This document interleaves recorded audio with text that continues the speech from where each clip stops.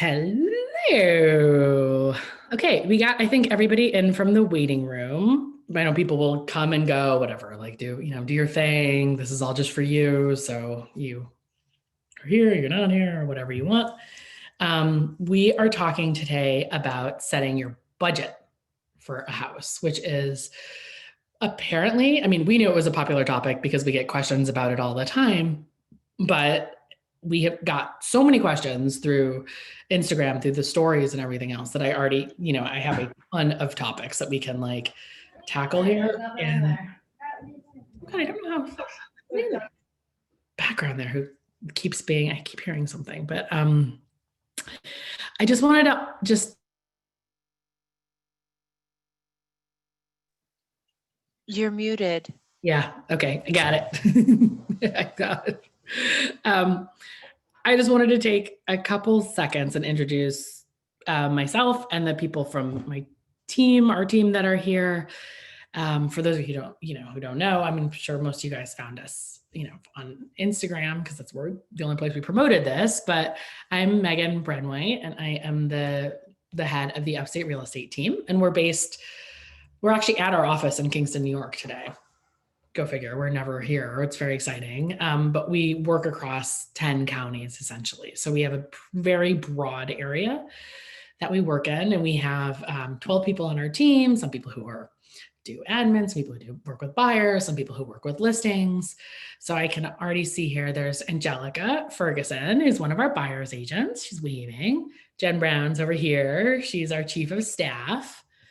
I don't think anybody else from our team is here right now.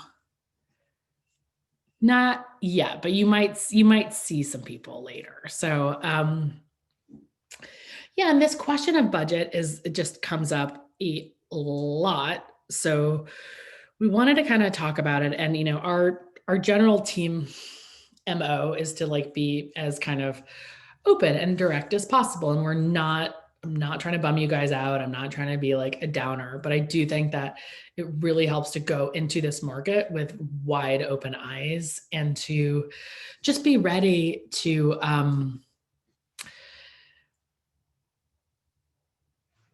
be successful at what you're trying to do, right? That's it. Like we want you guys to be able to find something that you're going to be super psyched about. And it really starts with a budget. That's the truth, is that like if you start with your dream list of things and you don't think about your budget, the dream list of things may not be super realistic. If you start with a budget and you stick to it, we know what to look for. We know what kind of things to avoid and how to advise you. And just, I guess it helps for 2 seconds also just to explain that any of the agents here can show any home in the multiple listing services that are across, all the regions that we cover in Ulster, Sullivan, Delaware, Orange, Putnam, Westchester, Columbia, Greene, Sullivan, I said Sullivan, a lot of different areas. So that's one of the reasons why one of the first discussions about budget ends up being about location, because different different locations obviously have different price points. But I wanted to start and just kind of like, I have a jillion questions that we can cover. These are like all the questions that people sent in just, when I asked, what are your questions about budget on Instagram? But I love when this is interactive. And so I would be definitely happy if you guys type things in there when you have other questions or you have comments or, whatever else. That is way more interesting for me. And not more interesting for me, but it's like, it's more fun to have a discussion than just me like talking about stuff. But one of the very first things to think about when you're thinking about a budget is just how much could you afford? I know that's like, duh, but like really like if you had to pay something extra on top of your normal regular expenses, how much more money do you have? That's it. And if it's like zero, it doesn't even necessarily mean that you can't find a house and can't make it work, because, rental income is one of the levers that you can kind of pull up here, where you can actually generate income with a purchase and then be able to use it when you want to. Like the house that we own in Sullivan County is, you know, generates income and we get to use it. We love it. So it's like, so even if you're like, I can't afford anything, the question of what a bank will give you is not the first question. The first question is really like, how do you want this to impact your life financially? And maybe that's even a better way to put it. Not like how much more could you afford, but how do you want this purchase to impact your life financially? Because for some people, the answer may be, I want this to be positive income. I want to like be able to use it, but I need more money and I want to diversify my revenue stream. Other people may say, I do not want to get into renting things. That's like a total bummer. So I can probably swing another like $700 a month or $10,000 a month, like whatever that number is for you. That number has nothing to do with the bank or the market or the changing market or anything. It's literally just like, if I was spending this much more money a month, I'd be cool. Having a house would be worth it. Does that make sense as like a starting point? Because I think weirdly, like sometimes people start with a bank and they're like, how much can I qualify for? But then it's not like, that's not really the question. And I do think that thinking about what you want this home to do for you financially in both the short term and the long term is important. So you may be like, you know what? I could totally comfortably cover another $1,500 a month, but I wouldn't maybe be able to put as much aside in retirement or whatever. But then if you're like, wait, but this could be an investment for me, and then I'll be paying down the mortgage and it'll be hopefully appreciating. So eventually this is an investment. So you could actually shift money from other investments to make your pot of monthly money larger for this purchase, because you see this purchase also as an investment. That works for some people. For some other people, they're like, nope, I don't like to think about this as an investment. I just want this to be a fun little cabin for me. And I want it to be like, but I'm happy to pay like another $1,500 a month for it. No problem. So really thinking about like, okay, what are like my long-term and short-term financial goals with the home? That is really, I think, one of the first steps. And then the other thing I guess I would say is that if your goals are any investment at all, is like, do you have time to manage it? So if you're thinking about doing short-term rentals, so you could be like, well, that's easy. Like I want to make $150,000 a year in rental income. But then you have like maybe another house or something, another full-time job, or you don't like managing houses, you don't like having to come up and do DIY things or, whatever else it is. You can't set a goal of $150,000 because you'll probably go bonkers trying to like, oh, here, I can jump. I don't know if it'll even help. There's a little noisy here at the KW office. So that's, I think, step one is like, it's actually like a little bit of soul searching. And this is what I love about real estate, is that it gets so much into like your whole life. Like, what do you want for your life? Like, what do you want right now? Like, how important is it to you to be able to escape the city? Are you thinking about a full-time move? If it's a full-time move, how would that impact your income? It's just, it touches on so many things that are so important to most of us. Like, and so I think that's that first part, that soul searching part, I would start there. And then I think it's always important to kind of keep revisiting that as you're going through the process, because it may change. Like as you're going through the process, you may be like, you know what? Somebody just told me they have a great like property manager in this area. So maybe I'm not as scared of renting it out occasionally. Or like, I found something that like, I think I could make this work for a full-time move because it's close enough to like a way to commute or whatever, or my job situation changed. So you just keep like revisiting that. Cause I will say that like the purchase of a home is not, for most of you people on this call, and that's what I'm looking, everybody is from New York or Westchester, or Brooklyn. You're talking about like a really big lifestyle change. And it's not, so the house is only a piece of that. You're going to be able to get that lifestyle change with a bunch of different houses. And that's the truth, and there's a bunch of areas that you would be happy with. So I would say, like, get an idea in your mind of your financial goals with the house. One. Number two, then you talk to a bank, whatever, you could talk to a bank first. If you want to just get a sense of, like, do I qualify for anything? And before you even do your soul searching, that's fine. I would say do the soul searching first. And if the bank says, hey, you know what, you don't qualify for anything, or you don't qualify for nearly enough, then you have a plan, you know what you're going for, and you can plan over the next couple of years. It is never too early to talk to a bank. And you can write to us at info@upstate-realestate.com, and we can give you some local lenders. And that is, like, we strongly recommend working with local lenders up here, because the sellers will appreciate it. They know the lay of the land much better, unless you have a private banking relationship with a bank. Yeah. Oh, Jen just did it. Perfect. info@upstate-realestate.com. So when you talk to the local lenders, they're going to be able to, or any lender, honestly, like, they'll be able to give you a sense of what a lot of people ask questions about, like, what are the closing costs? Do I need 20% down? What is that? How does all this stuff work? Kind of what are the mechanics? And we sent out in an email yesterday 2 videos that we did with a mortgage broker, or one long video we did with a mortgage broker, Robbie Pittleman, a mortgage banker, that really gets into the mortgage stuff. Because as a real estate agent, I am allowed to be the source of the source, but not necessarily give you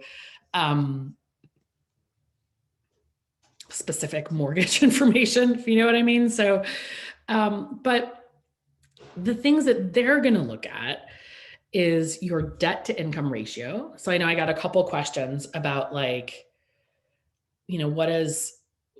how much cash do I need? Or, like, how do you factor in credit card debt into the home buying process?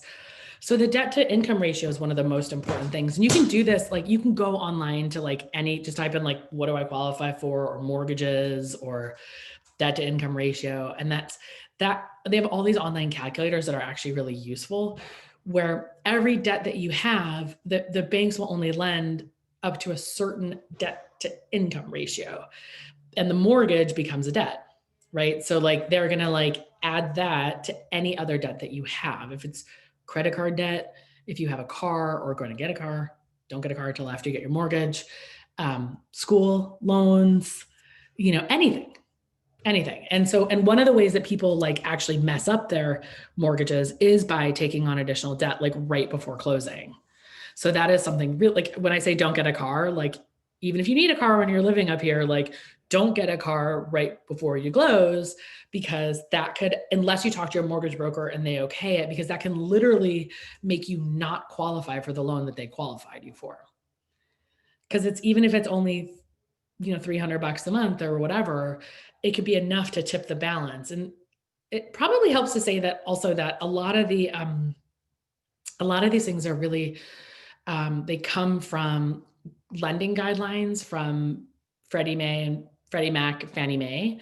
And that's, like, the banks kind of sell the mortgages to these they're not exactly quasi-governmental entities, but sort of.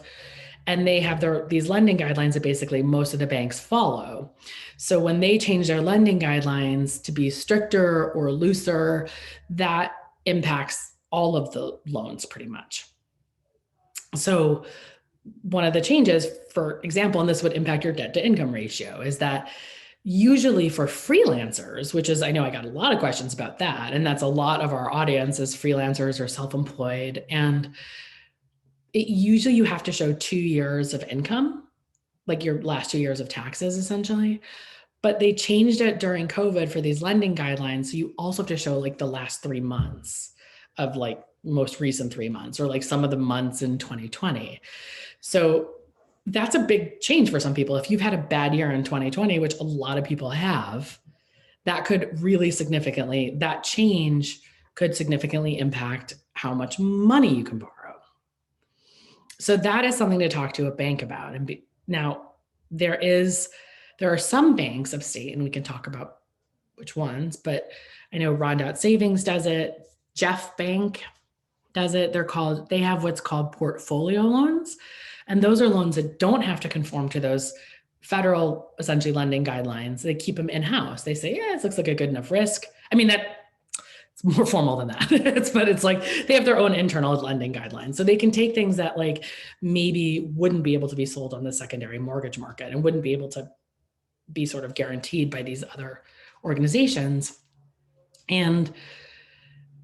But that's like the thing that's weird about that is that it's not like debt, it's not like total assets to income. It's debt to income. And this is the thing that sucks with mortgages, I think, because you could have like $1 million in the bank, but if you have zero income, they won't lend you the money. They don't care. They're only looking at your debt to income. They're not looking at, I mean, they do look at your overall assets for other things, but that's one of the things that we see a lot is people go like, oh, but I have enough money in my 401k to like, I could pay for this outright. And it's like, well, unless you have the right debt to income stuff, the bank isn't going to like necessarily lend you money. I do not know how to get this weird. There we go. I think that's a little bit better. The sunlight keeps following me around. So does anybody have any questions so far? Is your rent? Yeah, it would be. The rent would be because it's a contract that you've signed to pay something. So they're going to ask things like that. If you have, I mean, I guess there's I don't want to say that you have to talk to the bank and see what they say, but in general, they're trying to look at like, where are you legally obliged to pay money? So like if you owe, I don't know, if you go to your personal trainer once a month, like they don't care about that. If you have like, I mean, they don't look at things like gym memberships necessarily. Or they definitely don't look at things like gym memberships, but things where you're legally obliged to spend other money, they do.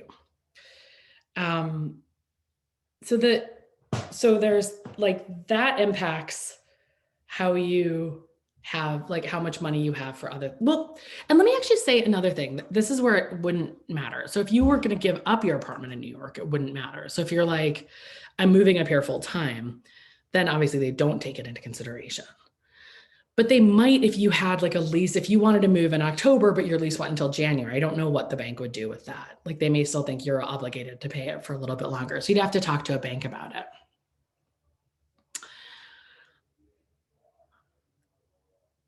Yeah. So the reason that somebody asked about, they heard that loans should be taken from banks close to the location of the home purchased, especially due to closing. Is this true? I don't think, I mean, I think as long as it's a Hudson Valley Catskills bank, I think you're okay. Like, yeah, if you can get something closer, but the people travel pretty far for the closings, and most of the closings are remote now, and they could be at where they're at usually, or often where they're at is at the attorney for the bank will come to it. And the attorney for the bank is usually one of the attorneys. It's kind of a weird situation, and the title people have to go to it. But I wouldn't worry about that too much. I would just really try and get a good recommendation for a bank. They work out the closing stuff. And even if you had to pay somebody $100 to like travel further, that's it. So the next thing that limits your, obviously ability to borrow something would be how much money you have, how much cash you have. And this one's also a little bit, oh my God, Angelica's getting attacked by her dog.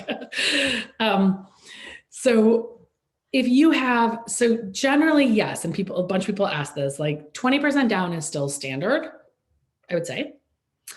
If you put less than 20% down, you have to pay what's called private mortgage insurance, PMI. And PMI is not the end of the world. It's really not. So it's like, I think it's 1%, or I'm having like a lot of like brain freezes today, but it would be a few $100s, like it's not nothing. It's not a huge amount.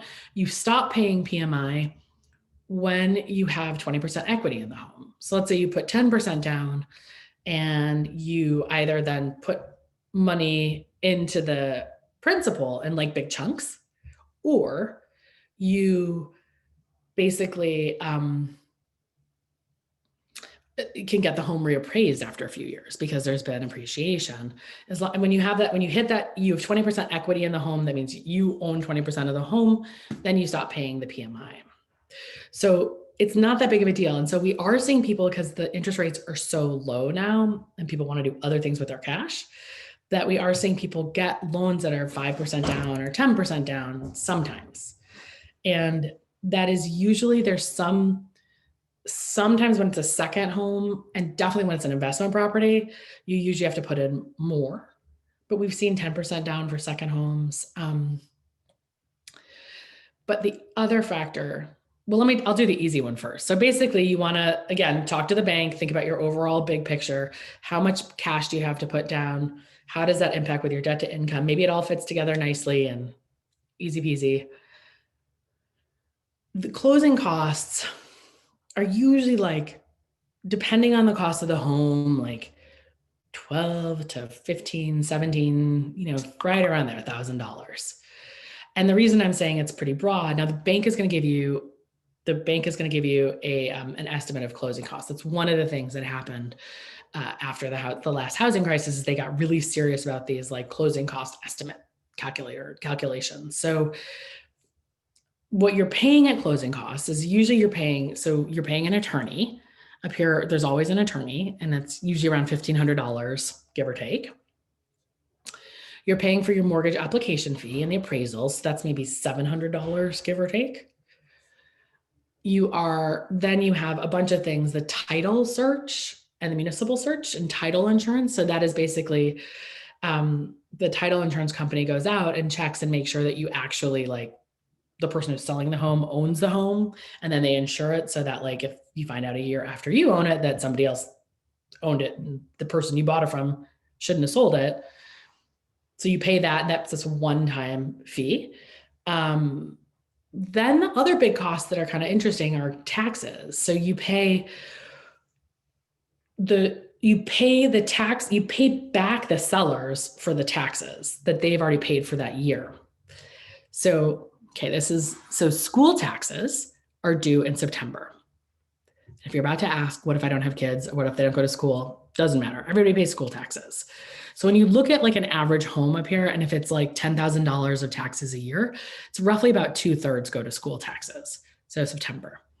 County taxes are January.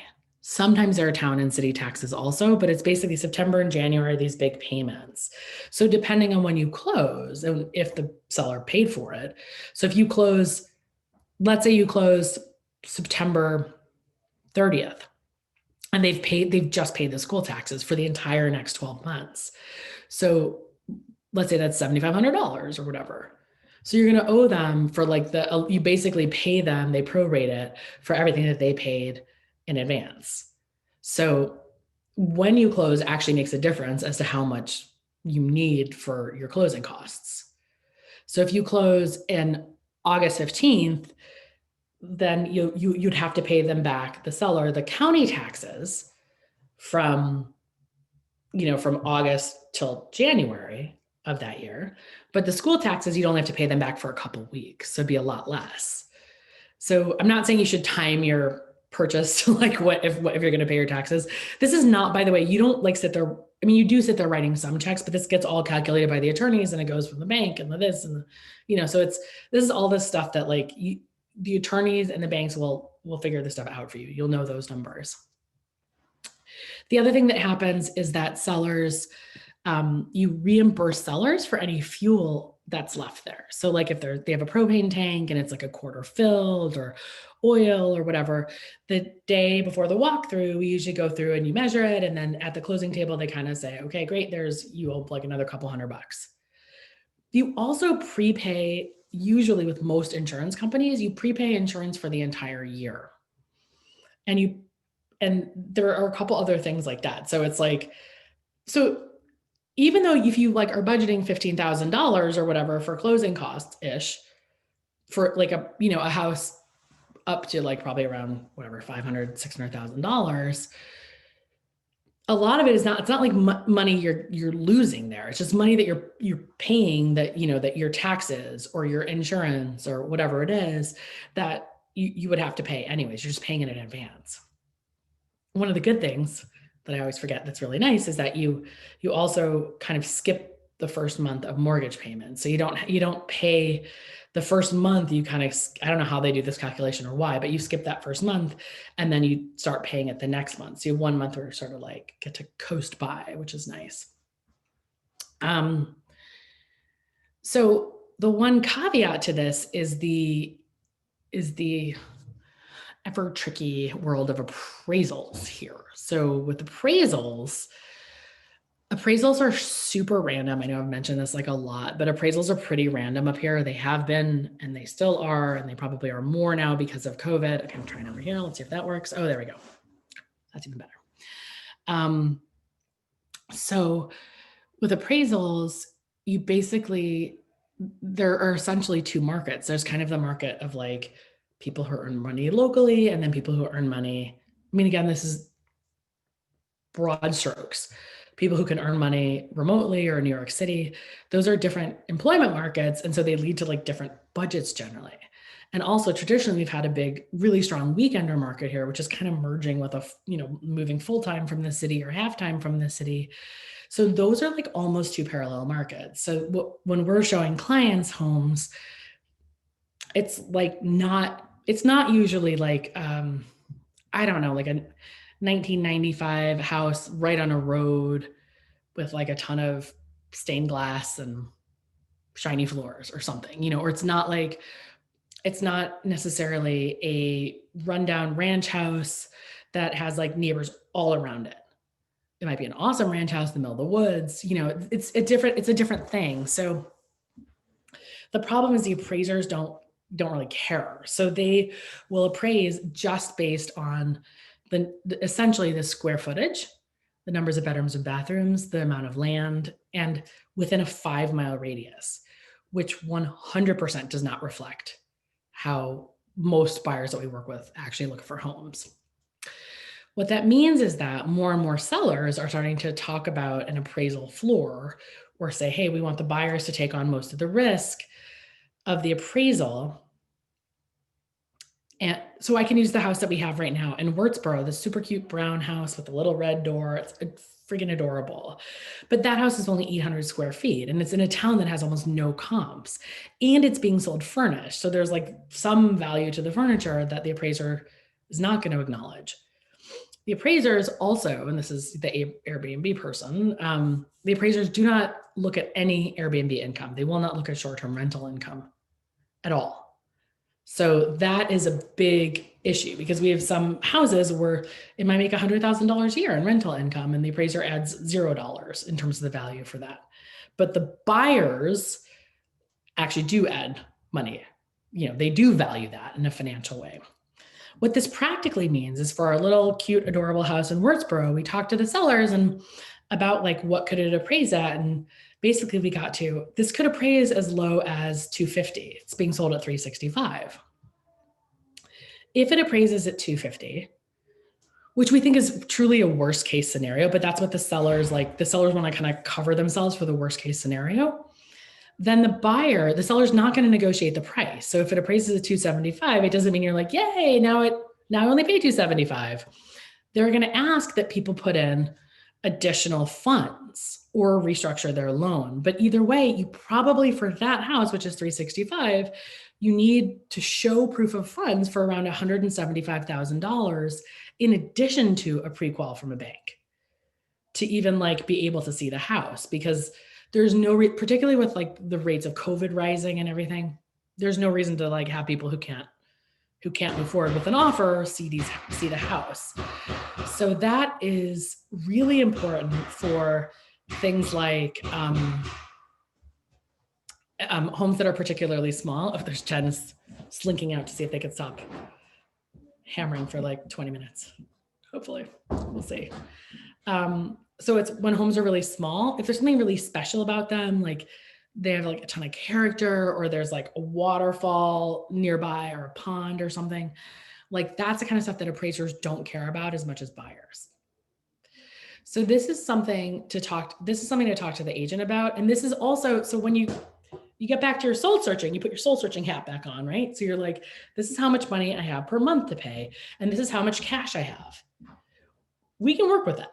You know what I mean? If we know those two numbers, we can totally work with that and be like, okay, let's only show you homes that are going to appraise, right? Like that, let's look for those, look for those big houses that are going to be like, not have a problem, or in areas that are not going to have a problem. The second thing that we would do with a budget, and we're telling people at the moment to look at homes that are roughly 20% below the top of your budget. So at some point, the bank is going to give you a letter and they're going to say, yay, you qualify for $600,000, a home, $600,000 home. So now we're going to say, yay, let's look at houses up to around 500, 525. And you're going to be like, boo, you suck. My bank says I get 600,000. But what we know is that the homes that are really awesome at 525 will probably sell for close to 600,000. So if you look back in the old world of 2019, we might have shown you homes, if your bank had a pre-qual of 600, we might have shown you homes up to 650. But because like hoping, we can get a little bit, negotiate a little bit up, it's pretty cool. If you can, you might be able to get a little bit more money from the bank. But now we have the opposite approach. We tend to show people homes that are significantly less so that they can go in and they can crush it in a multiple offer situation. Because what we're seeing is that they really are houses that end up in multiple offer situations are really going, 20% or so above ask. So when you look at Zillow and things, yeah, I know. So when you look at Zillow and you're seeing, we talked about this today, like when you look at Zillow and you're like, oh my God, there are so many cute houses for 350. Those houses are actually probably selling for like 425. That's it. That's the world we live in. We're just going to prepare for it. We're going to do what we can. Well, okay, so check this out.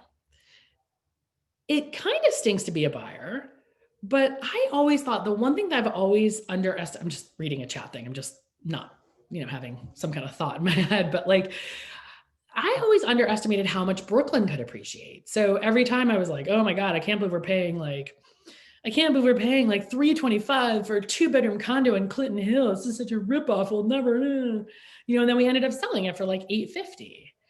So what we don't know is like, does it stink to be a buyer in 2021? Or is it like pretty damn awesome to be a buyer in 2021 compared to what it's going to look like in 2024?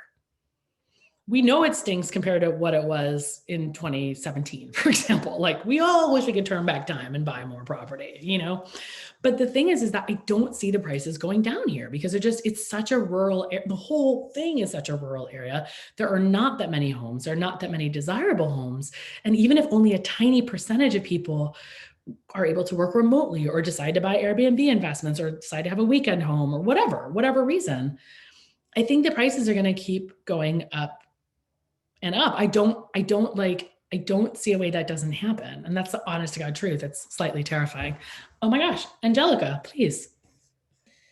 I wanted to add to that because a lot of my buyers have been asking me that lately. And one of the things that's happening in the Hudson Valley and Catskills areas is people are really investing in these regions, like moving their families up here. The schools are getting better. People are opening businesses here and really investing and like putting down roots. And that's not going to go away. People aren't just going to pick up and leave after making moves like that.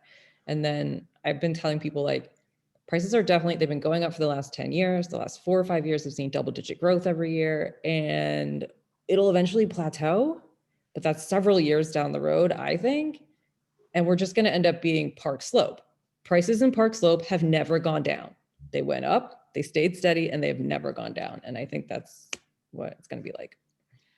And it may be that like in the fullness of time, you know what I mean? Like who knows what it's going to happen in like 20 years, But honestly, like the weird thing is that like people look at things like the longer term trends are actually would speak even more to prices racing here. So self-driving cars weirdly is one of the things that people talk about is really being able to transform rural regions because people who don't like to drive can like sit around as we all like, whatever, jetson around with our self-driving cars and even things like climate change.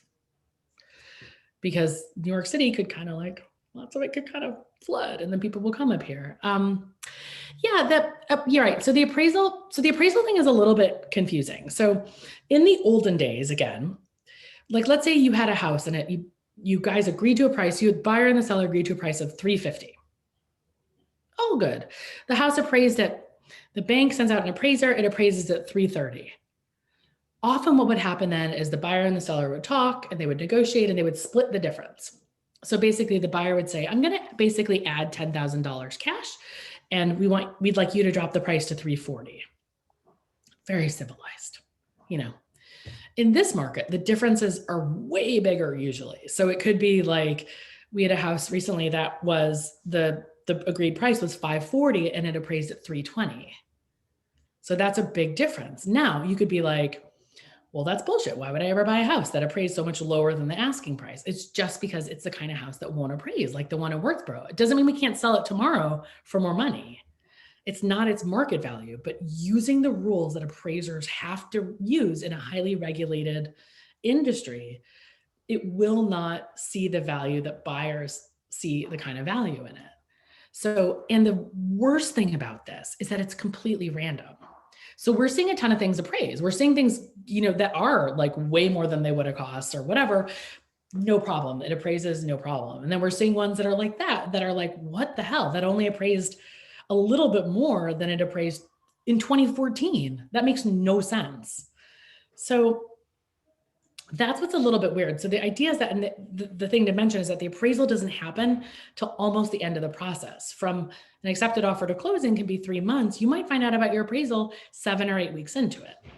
That's why sellers don't want to wait to that point. To normally, if you don't talk about this in advance, this falls under what's called the financing contingency. The financing contingency says you get to walk and take all your money if you don't get financing from your bank. And one of the ways you might not get financing is if it didn't appraise. So if it appraised, if you agreed to $350 and it appraised at $349, you could be like, meh, don't want it, I'm walking. That's not great for a seller, right? And even more so in these situations where there might be a bigger differential. So it's kind of a big, this whole thing's kind of a big topic, frankly. But basically the gist is you're thinking about what can you afford monthly? How much cash can you afford?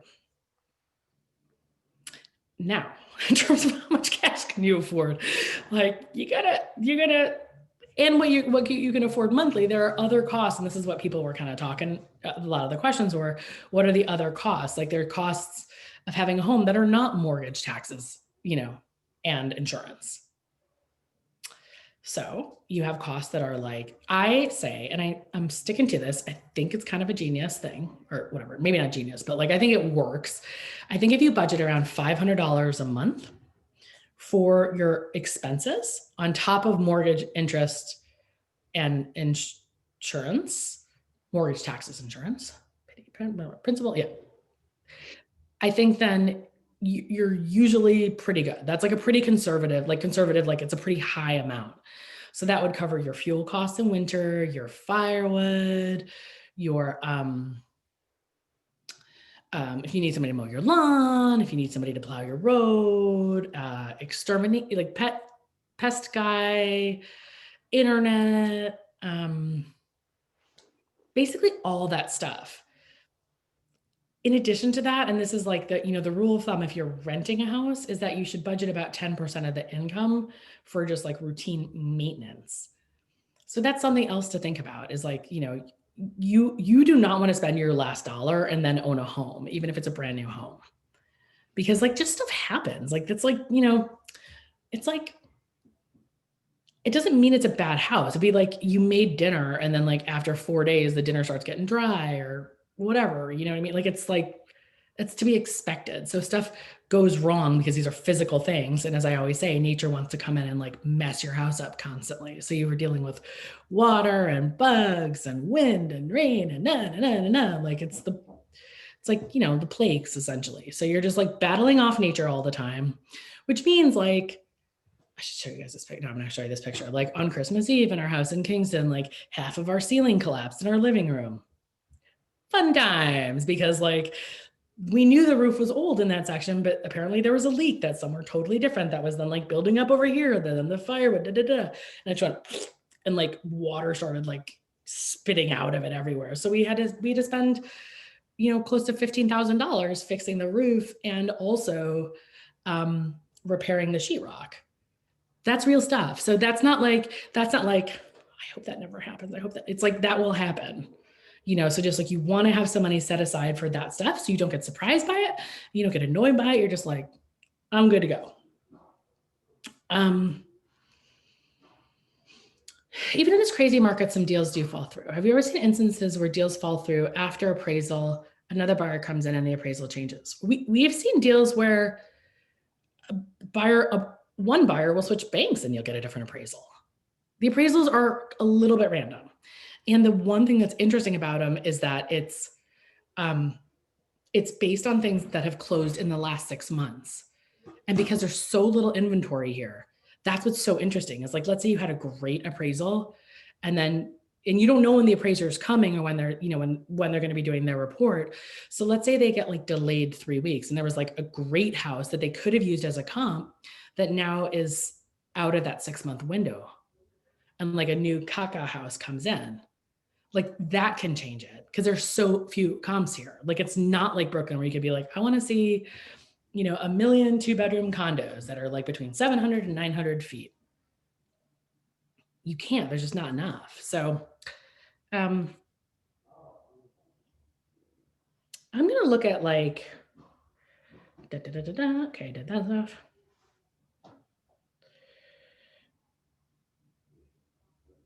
I guess that, a lot of the questions are like the soul searching questions, like, what's an appropriate budget or mortgage for a second residence? It's like, that's a soul searching one. And it also is like, how do you want to use your second residence? Do you want to use it to generate income? That's, then you could generate income from it. I don't know anything about getting a mortgage through rate.com, but I can say that like anytime you have something like that or like Quicken Loans has been okay sometimes, but the sellers will be very nervous about it and for pretty good reason. So one of the things that happens right now is that a lot of the big banks are really focused on the refinancing because interest rates are so low. So they're focused on the refinancing and they're like, that seems to be tying up the appraisers for some of the national banks. It's a weird situation. So the appraiser is not with the bank. So just FYI. So the local banks will have relationships with local appraisers and local appraisal companies. The national banks will usually use these kind of, I think called like appraisal management companies, but they just like, it's an intermediary where they kind of tell this company to find an appraiser in this area. So because everybody's so busy and they're like doing all these refinances and they're having to do appraisals and there are all these new sales, the local banks are just have their relationships. And I think they're getting appraisers more quickly and they're getting better ones. So when they're coming to the national banks so what we're seeing is that it's taking longer. The whole process is taking longer. The national banks have like weird requirements that don't always make sense here. It would be like we had something where they had to show some like totally odd thing where we're like, that literally does not exist in New York State. Like we cannot show you that because it is not something that exists here. So I would always use the local lender, and especially in a market that's really, that's a very competitive buyer's market, working with a local lender will help you. Because what happens is we know the people who are signing those letters. So you can be like, oh yeah, if like so-and-so signed that letter, so-and-so signed that letter, then like we know they're going to get the mortgage. It's not going to be some like weird surprise that blows up the deal later. So it is something that makes sense. It doesn't not make sense. So if it's only a rental property investment, how would this change your budgeting? So for rental properties, you have, there's actually a really good book called Hold, which is by, I think it is Gary Keller. So like we're at Keller Williams, and Keller Williams Hudson Valley North is our office. And there's one called Hold. There's another one called Flip that are about, there's the Millionaire Real Estate Investor. There's some really good books about like investment properties. And they have way different, ways of looking at them, obviously. So you're looking at what's called the cap rate, the capitalization rate, to see like if a certain percentage makes sense in terms of like how much money you're putting down and how much money you'll be able to get. But one of the general rules of thumb is like, as long as a rental property is profitable, that's cool. And profitable includes, by the way, assuming that you have like all of your costs and assuming only 90% occupancy, assuming the 10% of like repairs. So not just like covers your mortgage, but like if it's profitable, you're good. Like you basically can own it. You'll be paying down the mortgage. You'll eventually be generating more passive income. And so, I mean, everybody has different strategies with that. And also that really is where how much time you have can get to be a big question. So like if you have a long-term tenant, it's a lot easier to manage in some ways than having people, with a short-term like Airbnb coming in every like 3 days, and you have to have a cleaner and it has to be perfect. If they find a hair on the floor, you get like 3 stars. Like it's a thing, but if you're that is significantly more money. But one of the things, and you didn't really say this, but one of the reasons that this just made me think of another point, which is that when I said, like, what's the monthly amount you can pay for this or you want out of pocket for this? The reason I'm saying that is because the price, the taxes can be so different in different areas and for different homes that like you could end up with the same monthly amount for a house that's $500,000 and one that's $650,000. Like it's really wild. Like there are just some areas that have much higher taxes. So that's one of the things that we don't want, when we're talking about it, when you're talking to one of the buyer's agents, it's like, you got to be like clear, like, so sometimes people will say we want to be in a low tax area. It's like, well, you don't have to be necessarily you may have a reason that you want to do that, but you don't have to be in a low tax area if you, as long as you know what you can afford on a monthly basis. Maybe you're in a high tax area, but find an amazing house. Usually the prices are lower in the places that the taxes are higher. So it kind of evens out. And the difference is that obviously like the taxes just are money you're just spending. You don't like get that back, except in terms of public goods and services. The mortgage, the interest you're just spending, you don't get it back, but the principal you do. So the tax deductions got changed a lot recently. And again, talk to an accountant, talk to a mortgage broker, but they got shifted. And this is like one of the things that's been in the news a lot, because essentially what had made it pretty attractive to have,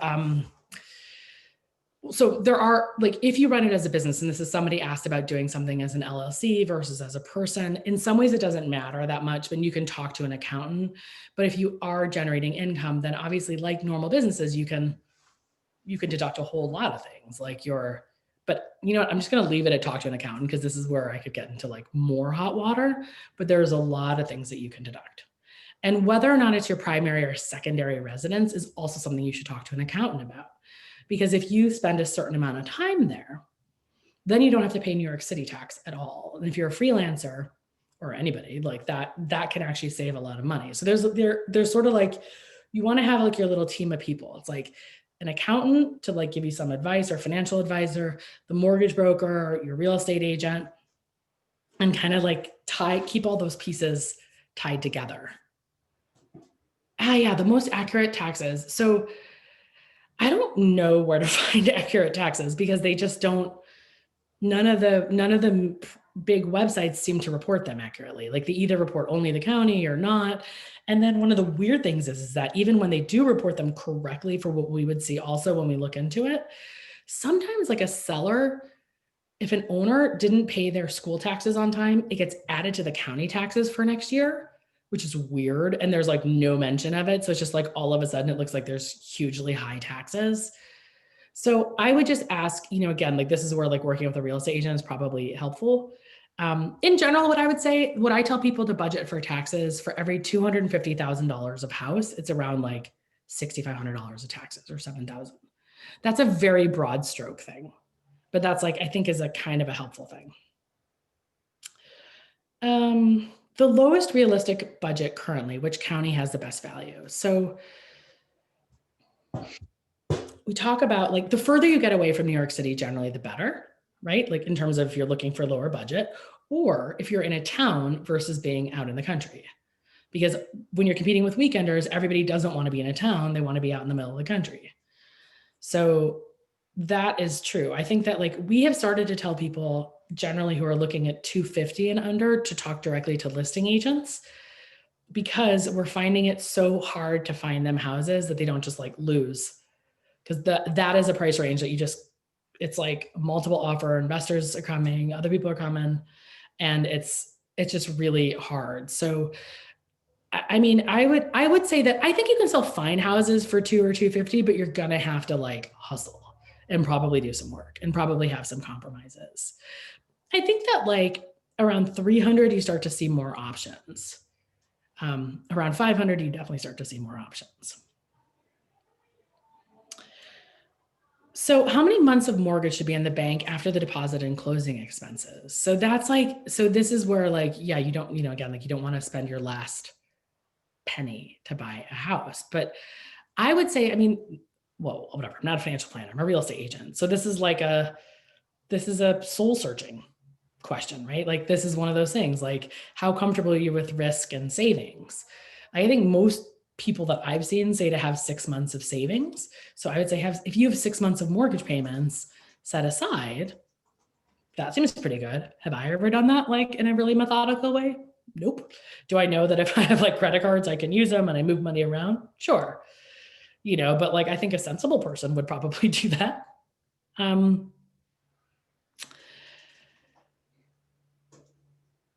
Right. This is a good one. Setting a budget for land and new construction versus an existing structure in need of renovation. So both of those things are a little bit tricky, actually. So one of the things that we say that is true, not we just like say, is that it's usually significantly more expensive to build something from scratch than to buy something.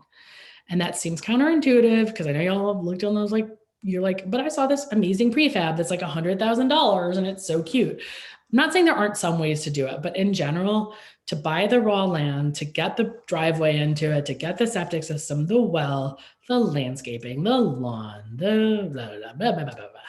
And then when you're budgeting for a house, you want to budget a minimum of $200 a square foot for the building costs, and then add 20% for all the like, and then add your finishes, and then add 20%.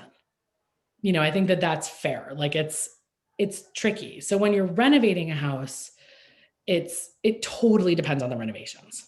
That's what I would say. I don't think I would try and build a house if I didn't have like at least $400,000 at least. And that would be depending on where you're looking. Cause you could there's some places you can buy land for like $50,000, if it's like not that exciting or whatever. And then you'd have more money for the house. Or if you wanted to build like a really tiny house, that again gets to be a little bit cheaper.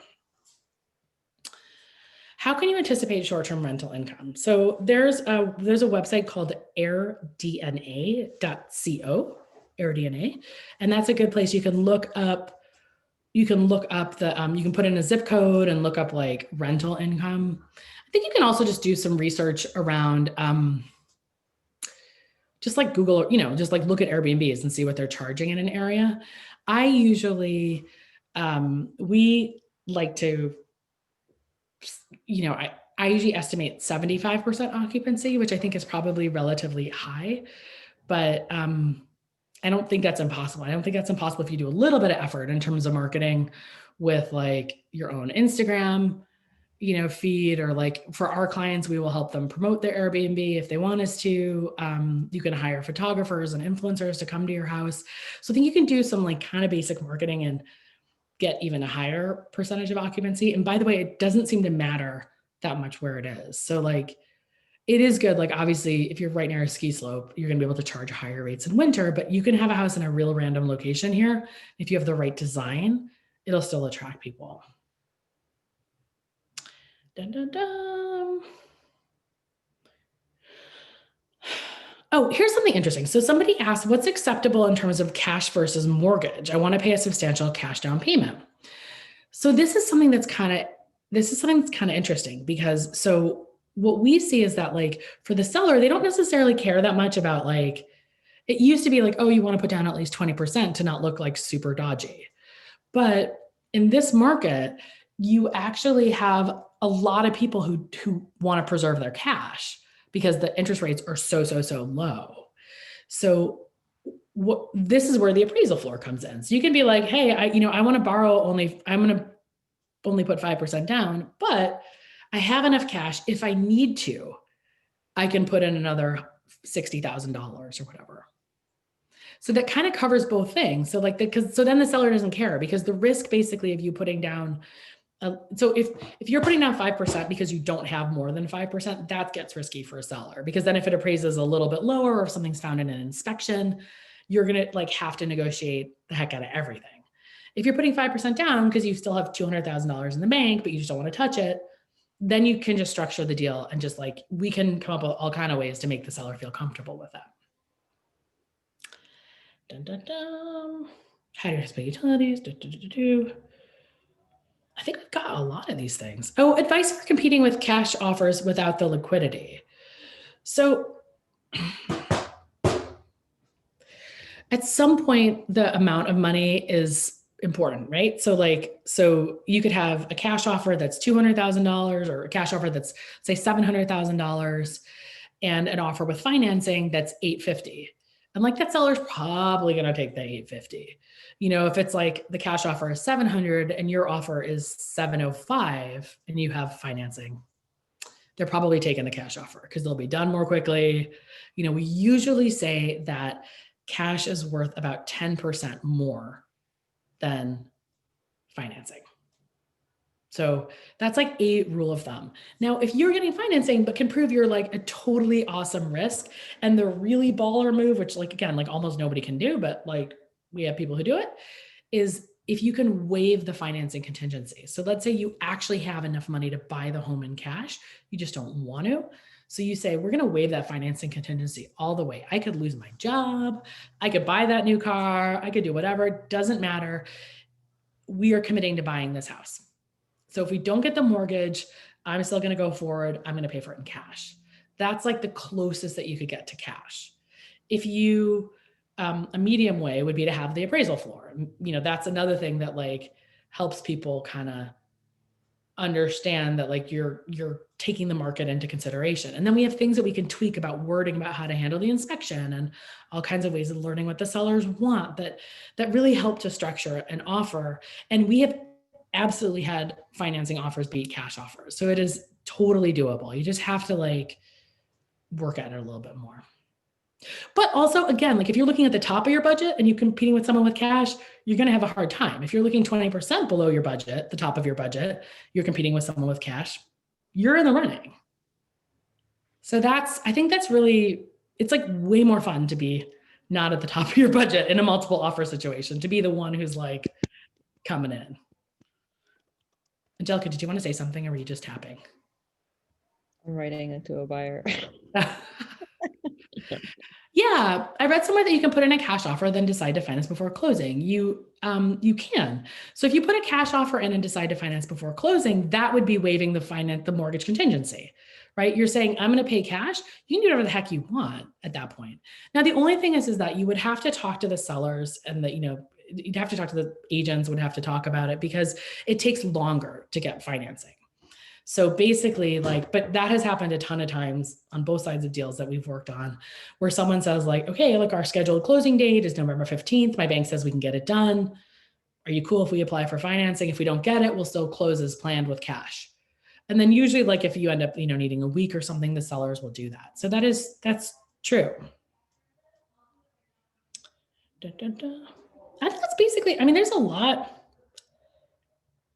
It's interesting. Somebody wrote, like, this last thing I'll say is a straightforward answer on yearly income equals max house price. So this is where, like, my straightforward answer is that there is not a straightforward answer, because your debt comes into it, your historical income patterns come into it, the taxes, not just the price, come into it. There's a bunch of stuff that comes into it. So it's like, that's it. I can't just be like, hey, if you earn $500,000 a year, you can buy a house of 1.5 million. I can't say something like that.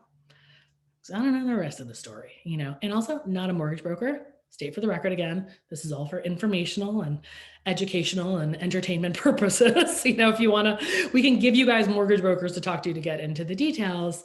But you know, I think that the main thing, and I'm looking at the time here also, and I'm happy to answer some more questions, but the main thing to really stress is that, like, your budget is your budget no matter what the market is. right? It doesn't matter because you have some reason why you can afford that much or why you want to earn that much for the house. You just have to then shift your expectations based on the current market.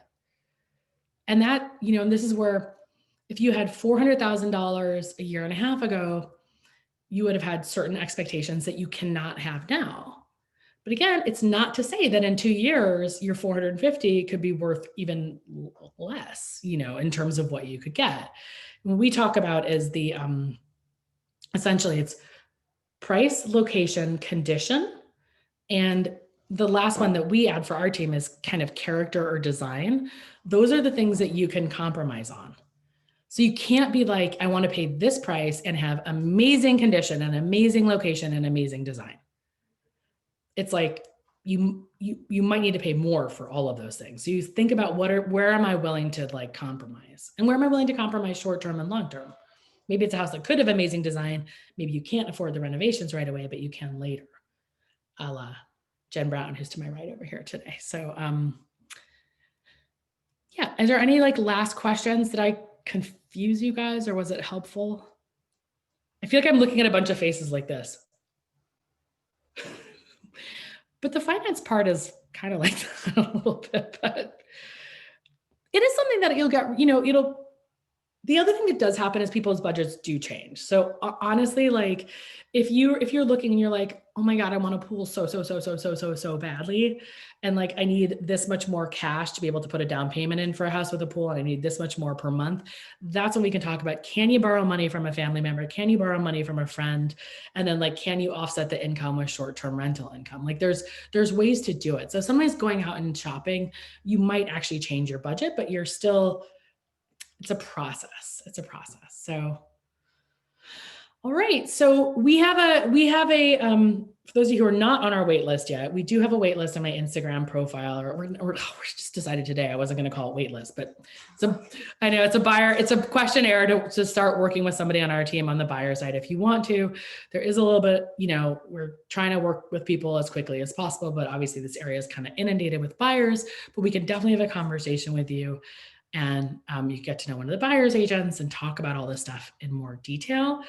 But otherwise, just keep coming back to here. It's fun. It's fun seeing people and I don't know, picturing all of you buying houses. Oh, and I see there's Danny. Danny, you want to wave? That's our listing agent, Danny Romero, agent in the woods. I see Lacey Brown. Lacey's not on a video. Marcy, who's in charge of our community stuff, soon to be announced new app, Upstate Curious. Oh, you've heard it here first. Look at Jen's mad at me.